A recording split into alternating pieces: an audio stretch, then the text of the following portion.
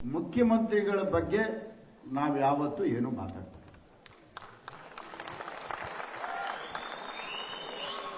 ನಾವೆಲ್ಲರೂ ಮಾತಾಡಿದ್ದೀವ, ಮಾತಾಡ್ತಾ ಇದ್ದೀವಿ. ನಮ್ದು ಏನಿದೆಯೋ ನಮ್ಮ ಹೋರಾಟ ಬೇರೆ, ಅದು ನಮ್ಮ ಕೆಲಸ ನಾವು ಮಾಡ್ತಾ ಇರ್ತೀವಿ. ಬಿಜೆಪಿ ಜೆಡಿಎಸ್ ಒಂದಾಗಿದೆ ನಿಜ. ಅದನ್ನ ಯಾತಕ್ಕೆ ಈ ವೇದಿಕೆಯಲ್ಲಿ ನೀವು ಚರ್ಚೆಗೆ ತಂದ್ರು ಅದು ನನಗೆ ಗೊತ್ತಿಲ್ಲ. ಈ ವೇದಿಕೆನಲ್ಲಿ ಅದು ತರಬಾರ್ದಾಗಿತ್ತು, ತಂದುಬಿಟ್ಟಿದ್ದೀರಿ, ತಂದಿದ್ದೀರಿ. ನಿಮ್ಮ ಮುಖ್ಯಮಂತ್ರಿಗಳನ್ನ ಬದಲಾವಣೆ ಮಾಡಬೇಕು ಅಂತಾಗ್ಲಿ, ಆ ಕುರ್ಚಿದೊಂದು ಕಾಲಿಟ್ಕೊಂಡು ಅಲ್ಲಾಡ್ಸೋದಾಗ್ಲಿ ನಾವು ಮಾಡ್ತಾ ಇಲ್ಲ, ನಾವು ಮಾಡ್ತಾ ಇಲ್ಲ. ಹೇಳ್ತೀನಿ ನಿನ್ನಪ್ಪ, ನಿಂತ್ಕೊಳ್ರಿ.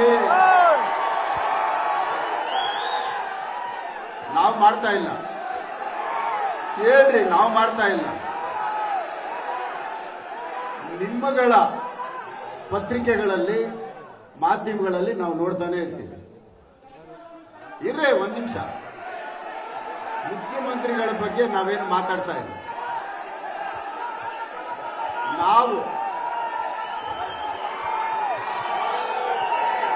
ನೀವು ಏನು ಮಾತನಾಡ್ತೀರಿ ಪೂರ್ತಿ ಕೇಳಿಸ್ಕೊಳ್ಳಿ, ಪೂರ್ತಿ ಕೇಳಿಸ್ಕೊಳ್ಳಿ, ಪೂರ್ತಿ ಕೇಳಿಸ್ಕೊಳ್ಳಿ, ಪೂರ್ತಿ ಕೇಳಿಸ್ಕೊಳ್ಳಿ. ಪೂರ್ತಿ ಕೇಳಿಸ್ಕೊಂಡ್ರೆ ನಿಮ್ಗೆ ಸಂಪೂರ್ಣವಾಗಿ ಅರ್ಥ ಆಗತ್ತೆ. ಪೂರ್ತಿ ಕೇಳಿಸ್ಕೊಂಡಿಲ್ಲ ಅಂದ್ರೆ ನಿಮ್ಗೆ ಅರ್ಥ ಆಗಲ್ಲ. ನಿಮ್ಗೆ ಅರ್ಥ ಆಗ್ಬೇಕು ಅನ್ನೋಂಗಿದ್ರೆ ಪೂರ್ತಿ ಕೇಳಿಸ್ಕೊಳ್ಳಿ. ನಿಮ್ಗೆ ಅರ್ಥ ಆಗತ್ತೆ ಅಂತ ನಾನು ಭಾವಿಸ್ತೇನೆ. ನಾನು ಮಾತನಾಡುವಂತ ಮಾತಲ್ಲಿ ನಿಮ್ಗೆ ಏನಾದ್ರು ನೋವಾಗಂತಂದಿದ್ರೆ ನೀವು ನನ್ನ ಗಮನಕ್ಕೆ ತಂದ್ರಿ. ಇಲ್ಲಿ ನಾನು ಬೇರೆ ಮಾತಾಡ್ತಾ ಇಲ್ಲ. ಇಲ್ಲಿ ನಾನು ಮಾತನಾಡ್ತಾ ಇರೋದು ಇಷ್ಟೇ. 5 ವರ್ಷ ಸರ್ಕಾರ ಜನಾದೇಶ ನಿಮಗೆ ಕೊಟ್ಟಿದೆ, ನೀವಿರಿ, ನಮ್ಗೆ ಅದರದ ಅಭ್ಯಂತರ ಇದೆ.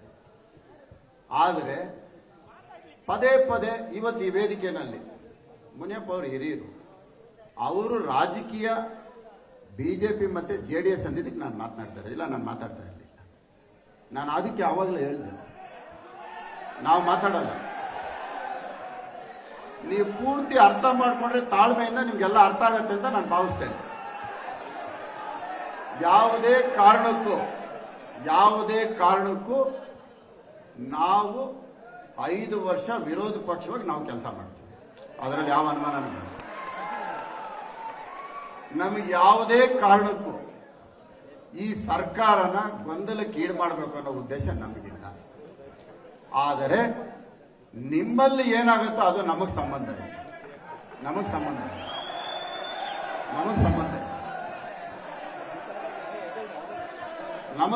ಇಲ್ಲ.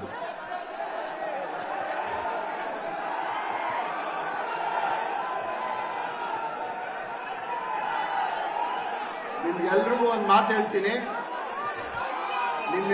ಮಾತು ಹೇಳ್ತೀನಿ,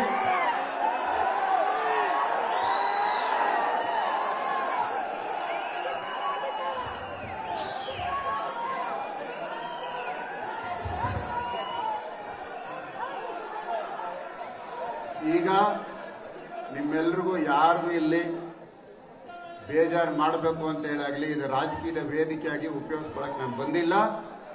ಮತ್ತೊಮ್ಮೆ ಹೇಳ್ತಾ ಇದ್ದೀನಿ, ಸಿದ್ದರಾಮಣ್ಣ ಅಂತ ಮುಖ್ಯಮಂತ್ರಿ ಜೊತೆ ನಾನು 5 ವರ್ಷ ಕೆಲಸ ಮಾಡಿರೋಂಥ ವ್ಯಕ್ತಿ, ಇದು ನಿಮ್ಗೆಲ್ಲ ಗೊತ್ತಿದೆ.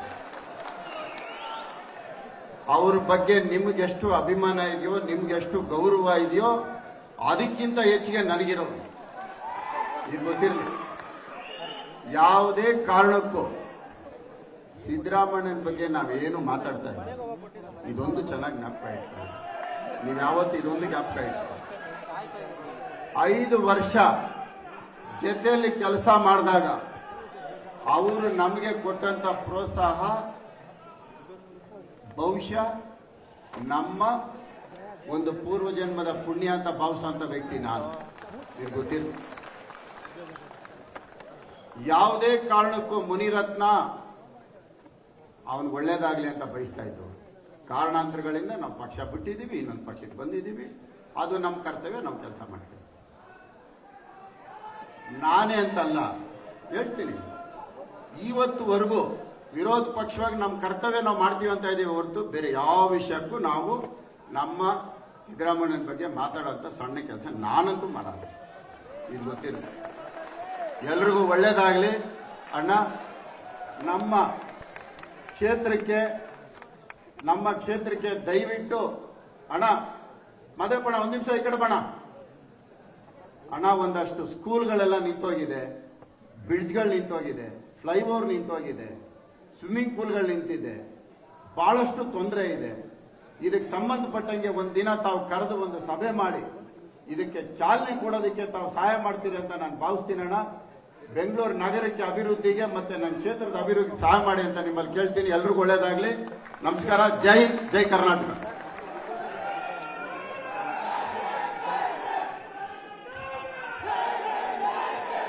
ತಮ್ಮ ನುಡಿಗಳನ್ನು ಹಂಚಿಕೊಂಡಂತಹ ಮುನಿರತ್ನ ಅವರಿಗೆ ಧನ್ಯವಾದಗಳನ್ನ ಸಲ್ಲಿಸ್ತಾ ಇದ್ದೇವೆ. ಬಂಧುಗಳೇ, ವೇದಿಕೆಯಲ್ಲಿ ನಮ್ಮೊಟ್ಟಿಗಿದ್ದಾರೆ ಶ್ರೀ ಬಸವರಾಜ ಹೊರಟ್ಟಿ, ಮಾನ್ಯ ಸಭಾಪತಿಗಳು, ಕರ್ನಾಟಕ ವಿಧಾನ